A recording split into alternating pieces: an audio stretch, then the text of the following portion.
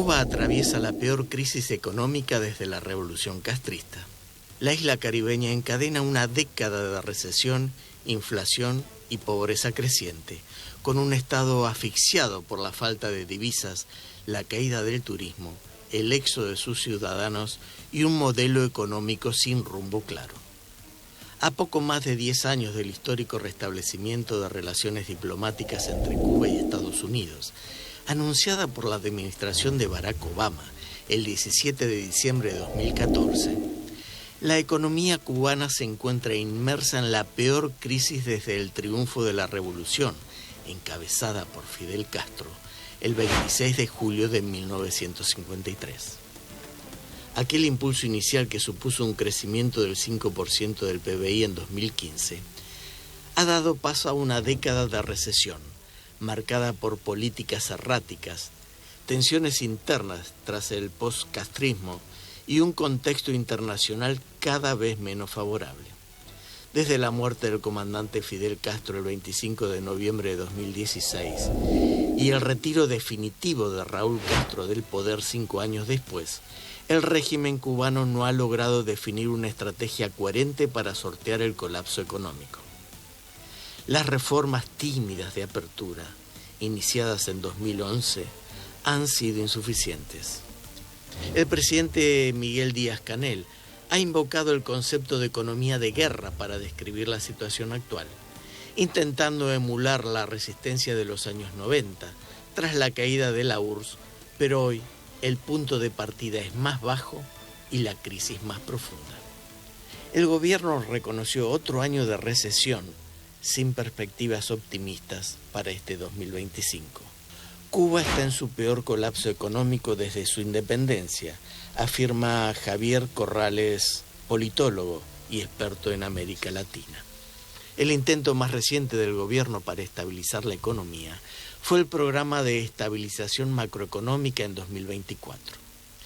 Incluyó el fin del subsidio a la gasolina, con un aumento de más del 500% en su precio, la suba de tarifas eléctricas y una reducción de aranceles a importaciones productivas.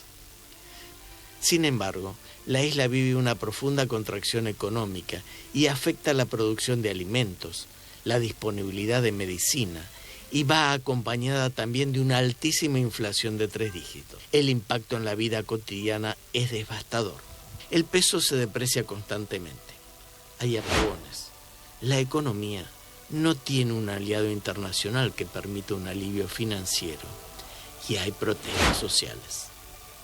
En mi casa habían 8 muslos de pollo nada más y se echaron a perder todo, con tremenda peste a sangre. Ahora que yo le doy de comer a esa niña, ¿qué le doy si no hay nada? 4 días sin corriente, miren la niña ahí. ¿Ya hasta cuándo ya? A esto se suma un éxodo sin precedentes. 1 millón de personas ha abandonado la isla en los últimos 4 años. Que se trata del éxodo más masivo, más cuantioso en un solo año en toda la historia de Cuba. Según datos del Observatorio Cubano de Derechos Humanos, el 88% de los cubanos vive en pobreza extrema y 7 de cada 10 ha tenido que saltearse alguna comida diaria. En marzo de 2024, el gobierno pidió ayuda al Programa Mundial de Alimentos de Naciones Unidas para distribuir leche a menores de 7 años. El turismo, una de las principales fuentes de divisas del país, se ha desplomado casi un 50% desde 2017. Las exportaciones también se han reducido drásticamente.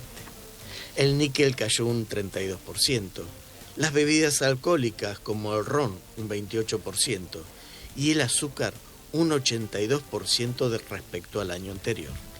El déficit fiscal ronda el 13% del PBI según la CEPAL y la deuda externa continúa acumulándose. Desde 2019 Cuba no paga su deuda, aunque ha conseguido renegociar plazos hasta 2027. Sin embargo, los pagos futuros estarán gravados por intereses moratorios. La escasez de divisas se ha agudizado, afectando gravemente al sector productivo y la capacidad del Estado para cubrir sus compromisos. El gobierno cubano culpa al embargo estadounidense del colapso económico, calificándolo como bloqueo. Sin embargo, analistas como Ricardo Torres y Omar Pérez Villanueva coinciden en que el mayor problema radica en la falta de reformas estructurales internas. El control administrativo de precios, las trabas al sector privado y la ineficiencia del aparato estatal continúan obstaculizando cualquier posibilidad de recuperación.